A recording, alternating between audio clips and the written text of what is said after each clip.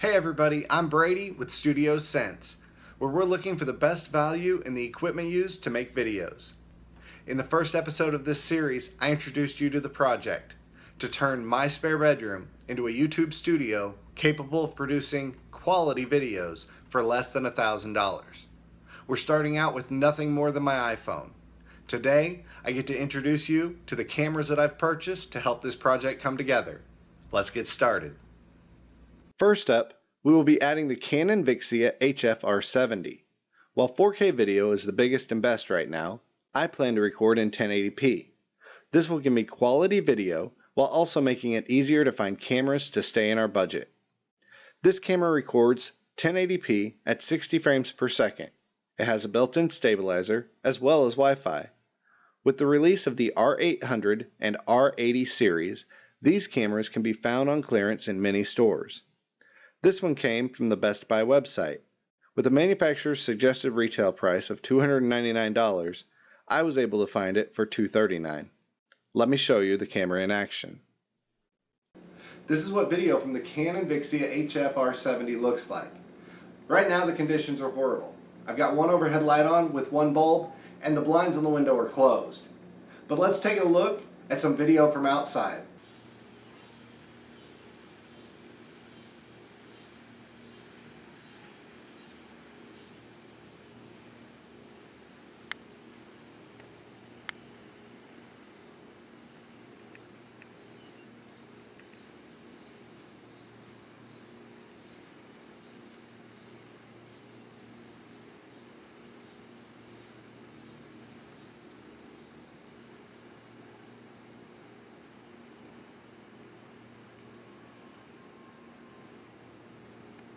I looked at a lot of cameras before deciding on this one.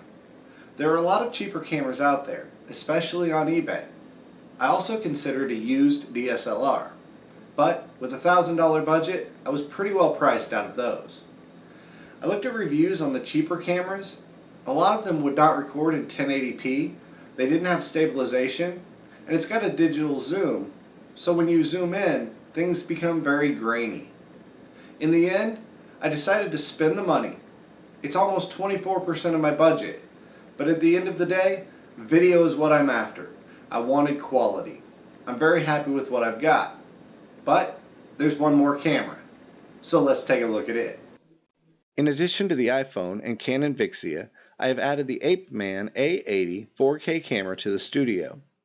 There are several action cameras out there, the GoPro series being the best known, and the Hero 5 being the latest in that line. I chose the ApeMan A80 after watching many reviews and comparisons. The A80 does not have voice commands like the Hero 5, but it will record in 4K, and like the Canon Vixia, it records in 1080p at 60 frames per second. It also offers stabilization, Wi-Fi, and a 20 megapixel camera. These features set it apart from the other action cameras that were less than $100. This camera can be found on Amazon for $79.99. The Hero 5 sells for $399 on Walmart.com and does not come with the case and accessories that are included with the ApeMan. Let's take a look at how it performs.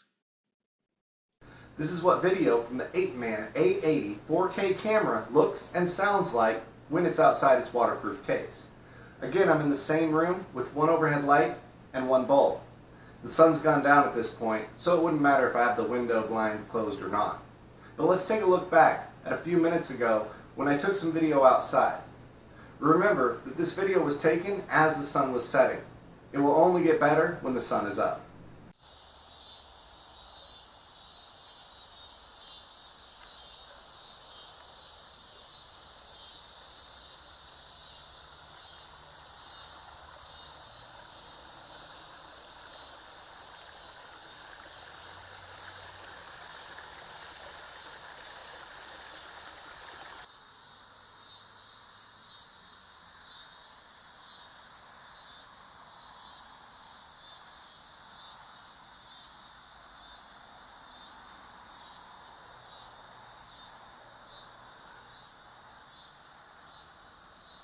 So I'm a big fan of the ApeMan. I think my favorite thing about it is the ability to change the angle of the lens. That way, when you don't want what's out in the peripherals, you just bring it in, focus on what you want to.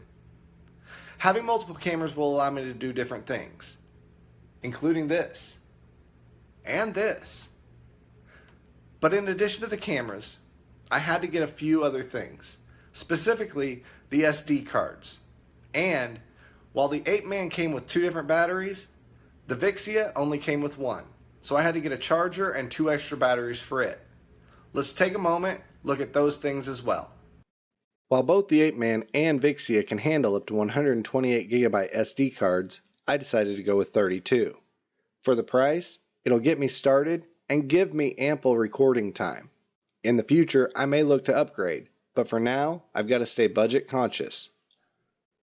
Getting extra batteries for the Canon Vixia was important.